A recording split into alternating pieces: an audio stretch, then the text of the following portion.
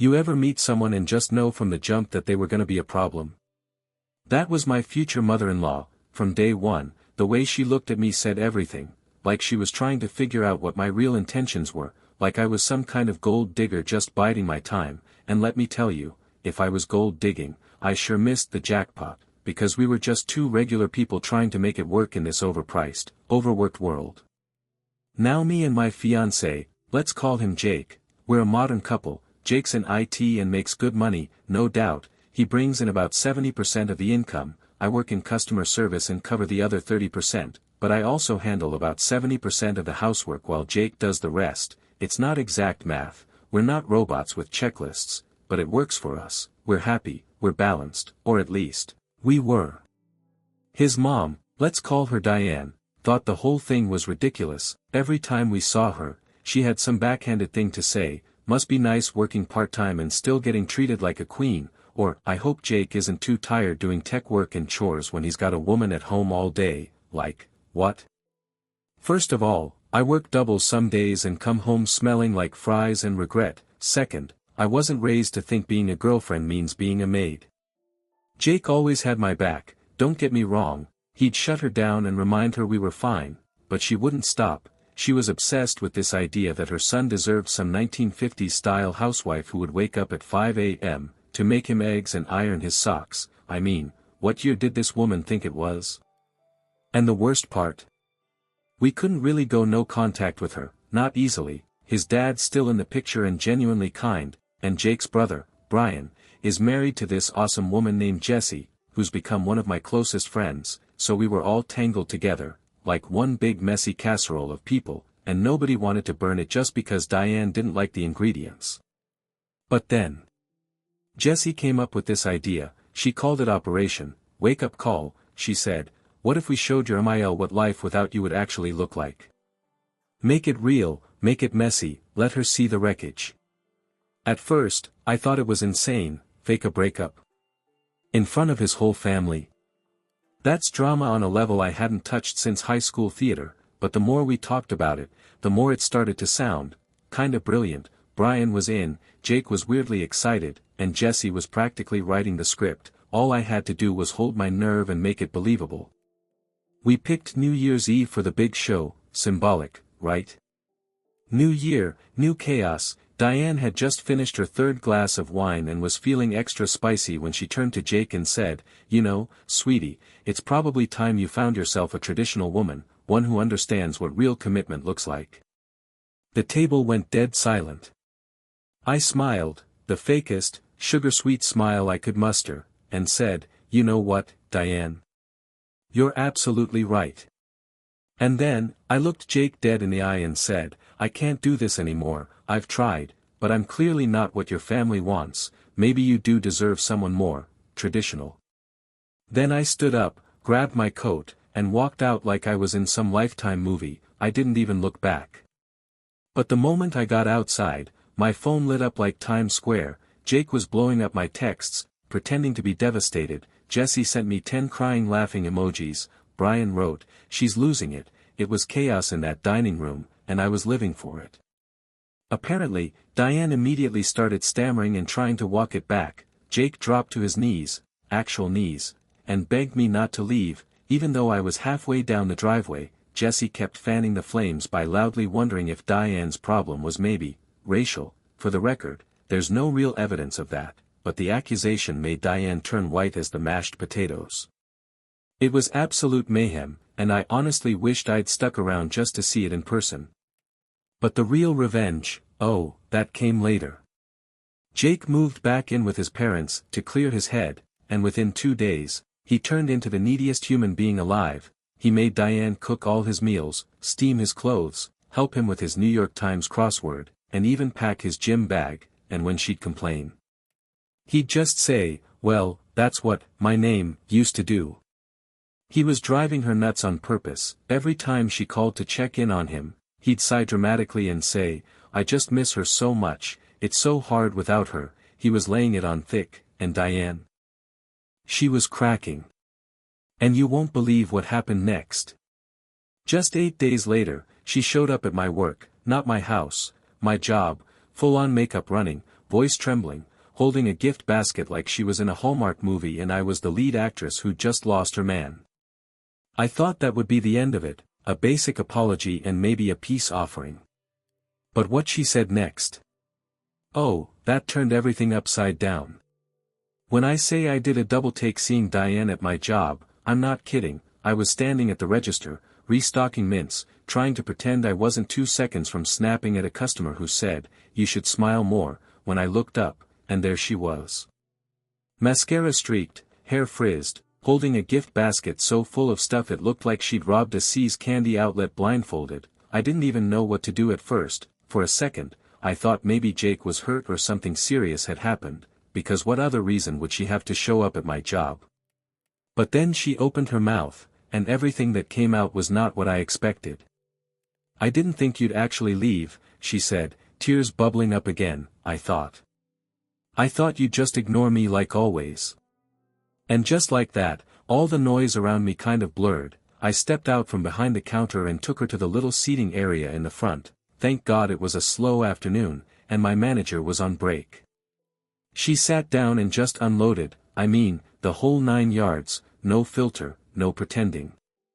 She told me she honestly thought I loved Jake so much that I'd just tolerate her forever, that I'd never actually push back, never walk away, never do anything to threaten the arrangement she thought she controlled. "I figured if I kept pressuring you, you'd just start doing more," she said, wiping her nose with a napkin from her purse, "so Jake could have more time, more freedom, more energy for me." I stared at her like she'd just confessed to being a Bond villain. "You mean," I asked slowly, "you wanted me to take on more housework so Jake would have more free time, for you?" She nodded, like that was totally normal behavior. "I miss him," she said, looking me dead in the eye. "He used to come over and help me with things and call me on his way home and just talk. Now it's like I barely exist, and when he's home, he's tired or distracted or, worse, off doing something with you. I just wanted some of him back." I couldn't believe what I was hearing. This wasn't about some old-fashioned belief system or toxic gender roles, though she definitely had those, too. This was just plain old jealousy, not romantic, obviously, but emotional, possessive. She'd never accepted that I was now the most important woman in Jake's life, and instead of dealing with that like an adult, she decided to passive-aggressively sabotage me until I broke. Only I didn't break, I flipped the script. And now she was sitting in front of me, begging me to take him back, begging me to come back and save her from her own scheme backfiring. Because here's the kicker, Jake had taken our plan and run with it in a way none of us expected. After just 2 days of living at home, he became a nightmare houseguest. He started waking her up early asking for breakfast, called her in the middle of the day to ask where his socks were, and made her sit with him every night while he did his little crossword puzzle, which he always made me do with him. He even asked her to steam his work shirts before bed, which she used to mock me for doing. She thought she was getting her sweet baby boy back.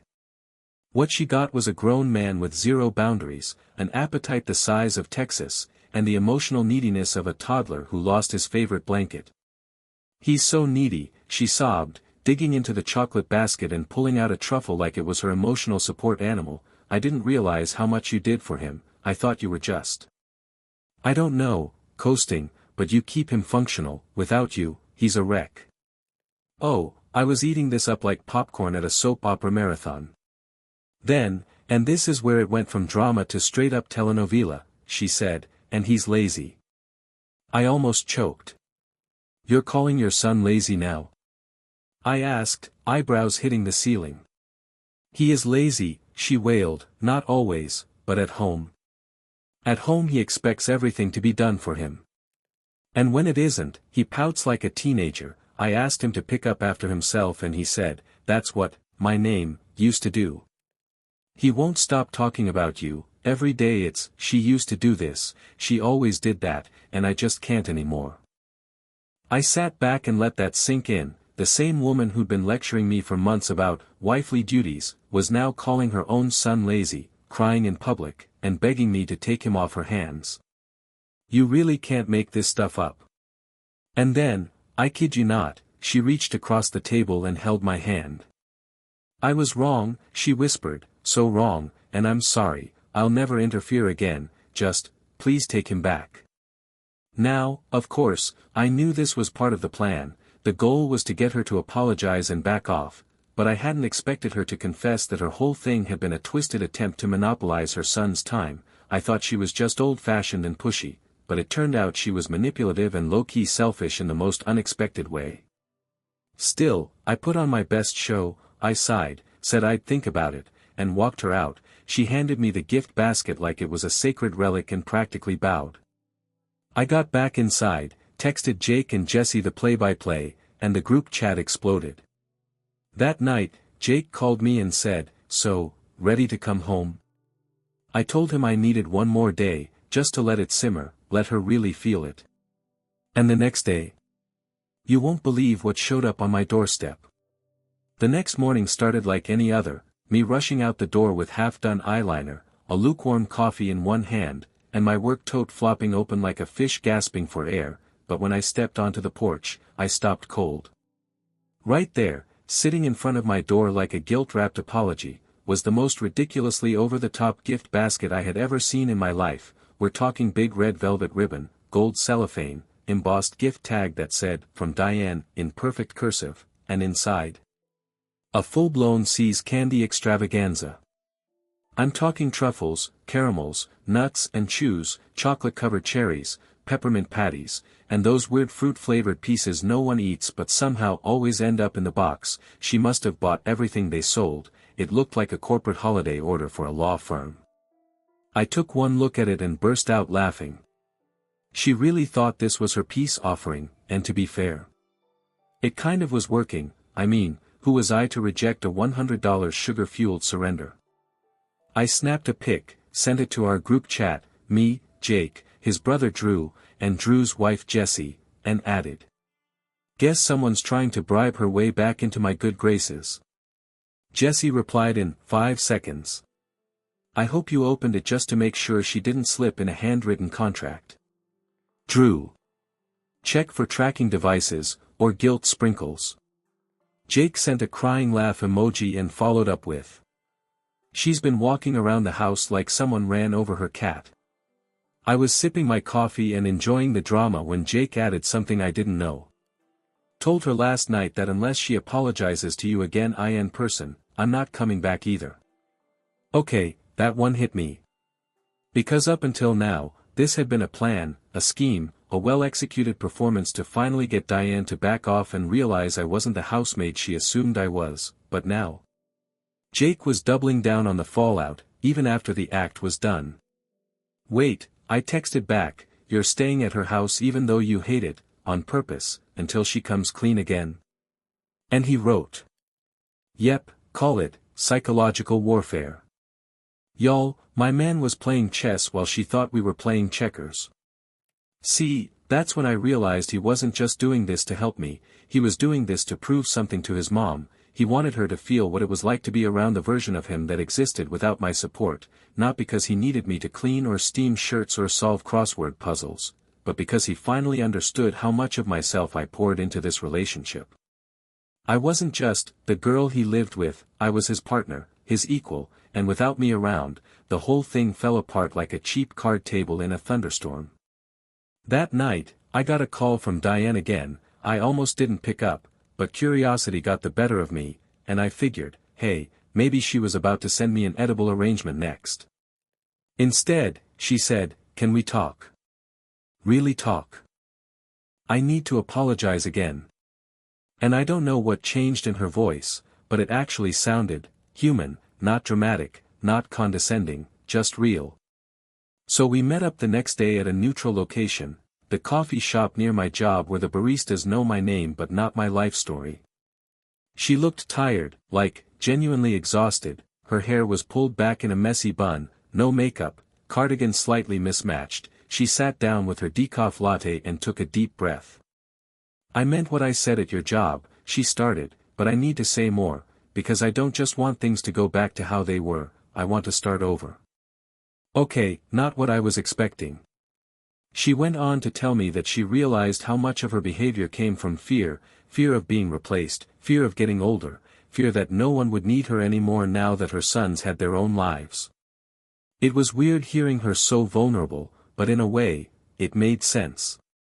She told me that she never hated me, she just hated that I didn't need her the way she wanted to be needed, that I had my own job, my own routines, and wasn't trying to suck up to her like some desperate daughter-in-law trying to earn points. I thought if I criticized you enough, she admitted, you try harder, but all I did was push you away, and now I see that Jake is who he is because of you, not in spite of you. You ever hear something that makes your whole brain just pause? Because that right there. That was a line I never thought I'd hear come out of her mouth. Then, as if this wasn't enough emotional whiplash, she handed me a folded piece of paper. It was a letter, a literal, handwritten apology letter. She said she wrote it at 3 a.m., because she couldn't sleep. It ended with, I hope someday I'll be the kind of mother-in-law you're proud to introduce as family. Y'all, I'm not gonna lie, I teared up. I did not expect this level of 180, I didn't expect anything beyond the candy, if I'm being honest.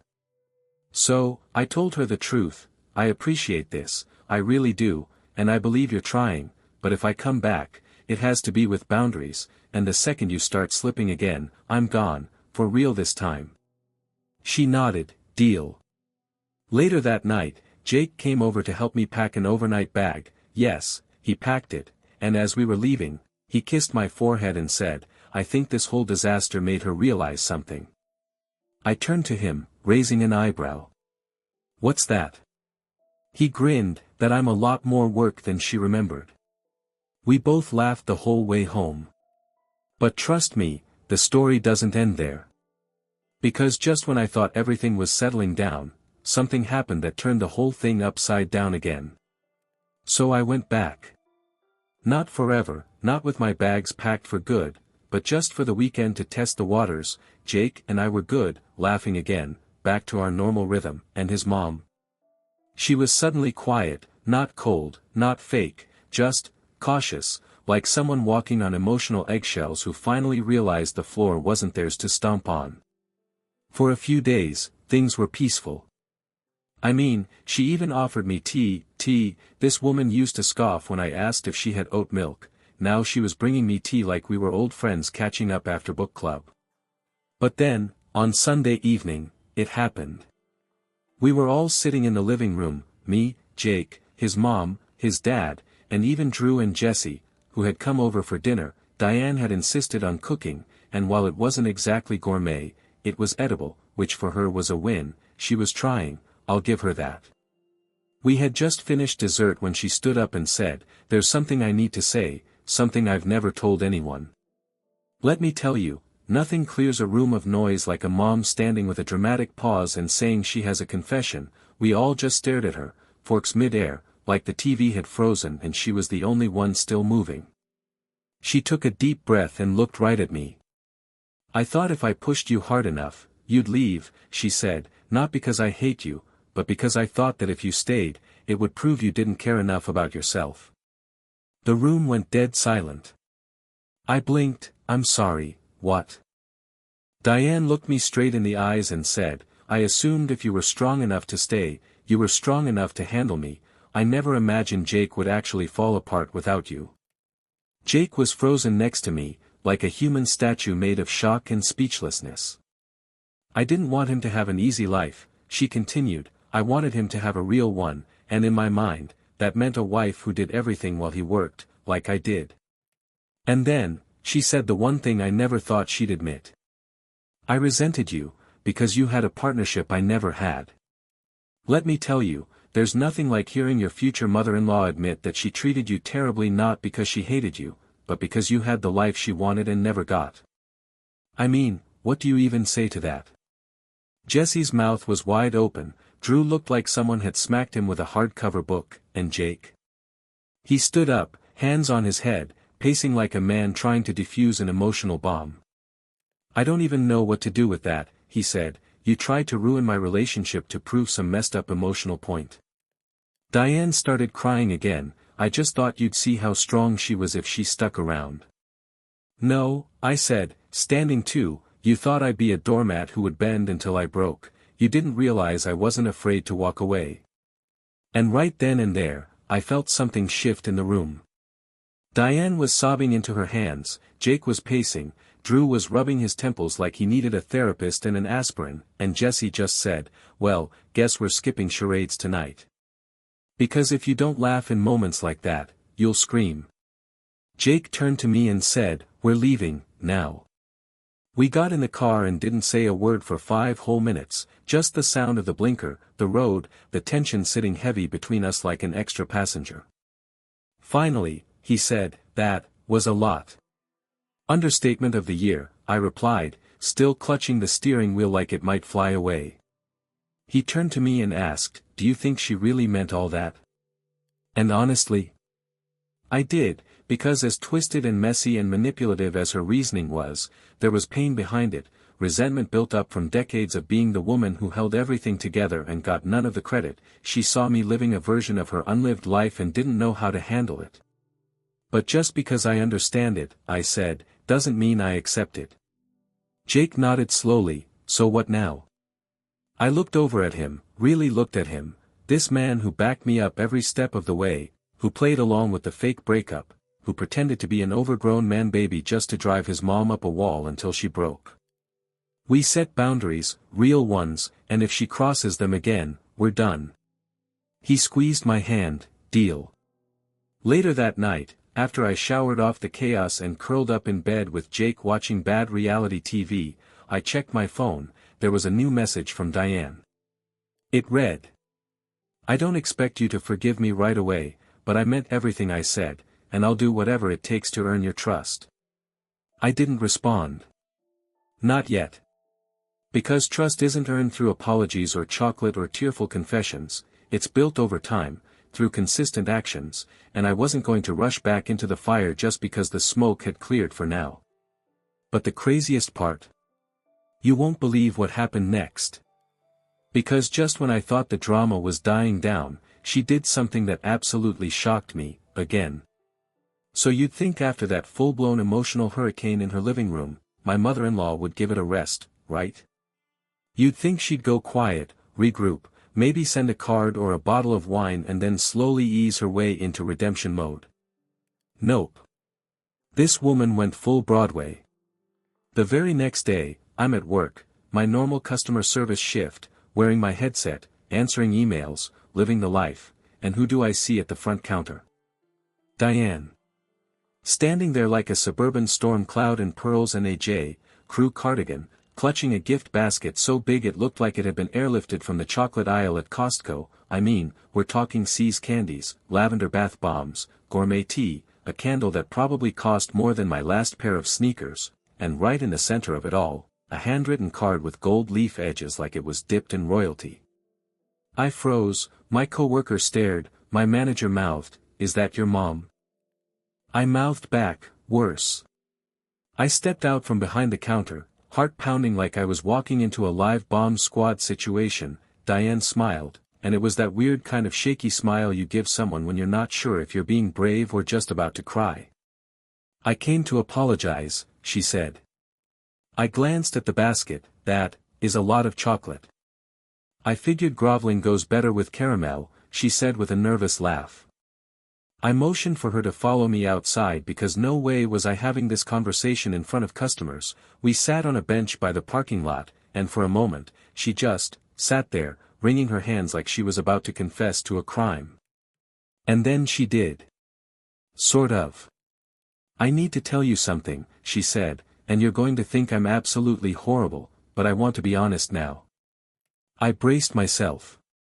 She looked down at her hands, took a breath, and said, "I didn't just treat you badly because I resented your relationship. I thought, if I could make you feel like you weren't doing enough, you'd work harder, for him, not for yourself." I blinked. "You were trying to guilt me into being more of a housewife." She nodded slowly. "I thought if you felt inadequate, you'd overcompensate and give Jake the kind of care and attention I think he deserves, the kind I wish I had given my husband when we were young." My jaw dropped. I literally couldn't speak for a full 5 seconds. "You tried to manipulate me into proving my love by being exhausted and submissive?" Diane looked like she was about to melt into the sidewalk. I told myself it was for his good, but the truth is, I was trying to live vicariously through you. I never stood up for myself, I never said no, I let everyone take from me until there was nothing left, and when I saw you balancing things and setting boundaries, I didn't respect it, I envied it. For a moment, I just sat there, absolutely stunned. And then she said the kicker, the real kicker. I thought you loved him so much, you'd let me say anything, and still stay, but when you left, when you actually walked out, I realized I'd pushed you past your breaking point, and I broke him, and it was my fault. That's when the tears came, full on. She was sobbing in the parking lot like someone had ripped the emotional rug right out from under her. I told myself he was lazy because he missed you, but the truth is, he was being difficult on purpose to make me crack, and it worked. You've both outplayed me. I couldn't help it, I actually laughed, not in a mean way, just in pure disbelief. So you're saying Jake faked being helpless just to drive you nuts? Oh, not at first, she sniffled, but by day 2, he was asking me to steam his socks and cut the crust off his toast. I nearly threw a shoe at him. I was dying. Jake had played her like a fiddle, a needy, emotionally weaponized fiddle. Then she looked at me and said something I'll never forget. You don't owe me forgiveness, but I owe you my respect, and I hope, someday, I earn it. We sat there in silence for a minute. Cars passed, a kid screamed in the distance. I bit into a piece of peanut brittle from the basket. I'm not going to pretend everything's okay, I said, but this? This was a start. She nodded. I'll leave you alone now, I just wanted you to know. And true to her word, she did leave me alone, for a while, at least. Jake and I slowly rebuilt. I told him about the basket, the confession, the whole thing, and he just leaned back on the couch and said, well, guess I can stop pretending I can't fold my own shirts now. We laughed for like 10 minutes straight. But here's the real twist.